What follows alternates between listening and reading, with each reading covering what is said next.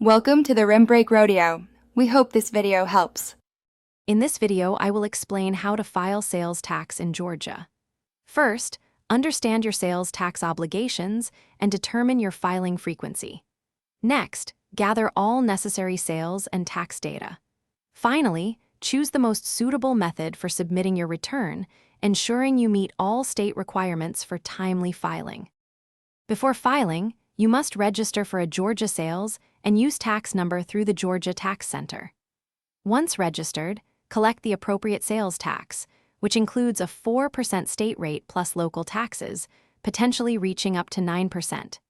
Keep detailed records of all sales and collected taxes, and know which items are exempt, like most groceries or prescription drugs. To calculate your tax, sum your total taxable sales for the reporting period.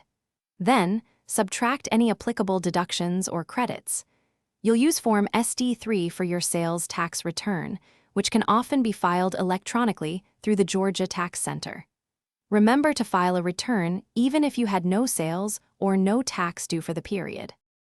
Georgia sales tax returns are due by the 20th of the month following the reporting period. If the due date falls on a weekend or holiday, it shifts to the next business day.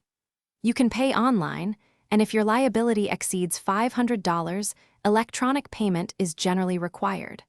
Always retain records for at least 3 years. Thanks for watching. Consider subscribing if we helped you.